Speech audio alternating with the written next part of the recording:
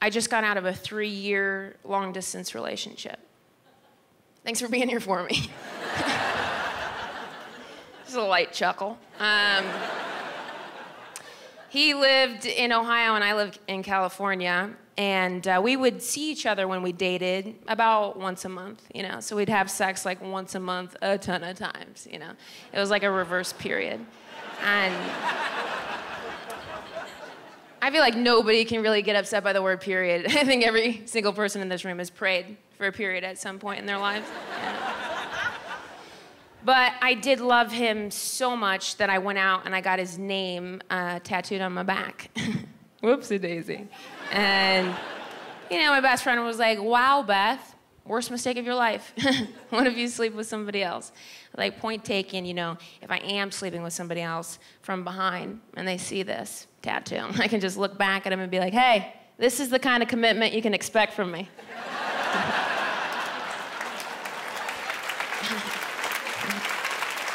Thank you. I'll do it, you know. It's not like bubble letters and hearts and things like that. It's actually just his signature. So it's really more of like a lease. That's how that worked out. When we broke up, I was single for about a day, you know? And that is when I realized I'm a little bit of a Tarzan dater, you know? Like, before I let go of this dick, I'm just like swinging to the next dick. So there's really only a brief period of time where you can catch me. Without a dick in my hand. And one of my first jobs was at a bagel shop. So as you can imagine, a lot of times I was just like serving bagels straight to my face. So I gained a lot of weight. And I took the job, why we all take jobs in food service, for the sexual harassment. And that worked out great. I think it was around Christmas time that my boss, he announced that we were having a weight loss challenge, which sounds illegal. So I quit. And eventually I did get very tired of people like just getting a boner for my personality, you know? So I wanted to lose some weight, get in shape.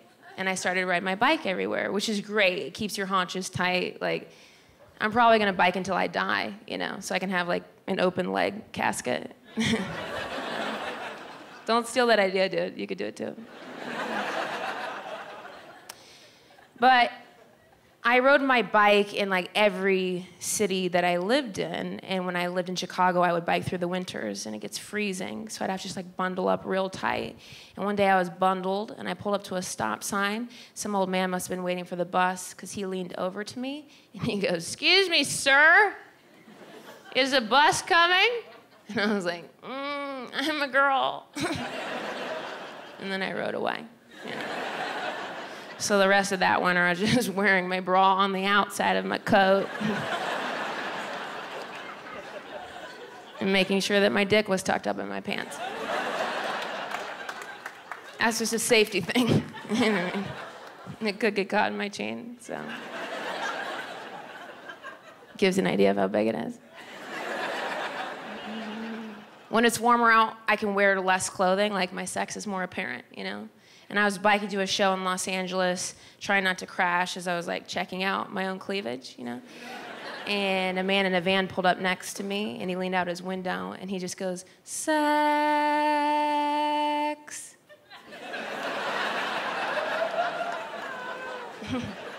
And I said, "No."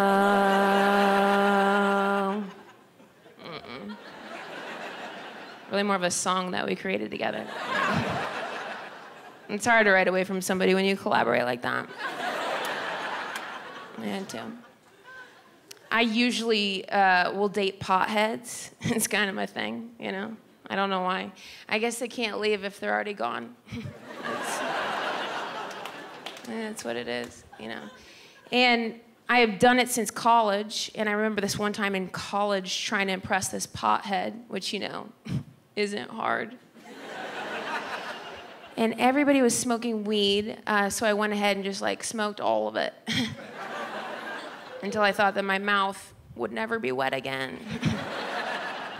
And then I proceeded to eat an entire pint of ice cream just to be able to swallow, really. Just to like wet my whistle. Because I was fairly certain that the police were coming, you know. And somebody was gonna need to talk to him, so. And then everybody started to get up and leave like one by one because of me, because I was making it awful for everybody. And the guy that I liked started to get up and go, and I was like, oh no, you know. So I looked at him and I was like, hey, it was really good to see you. You too. I answered for him. Yeah. Yeah. Just threw in a little, you too. And then I laughed for about 3 days.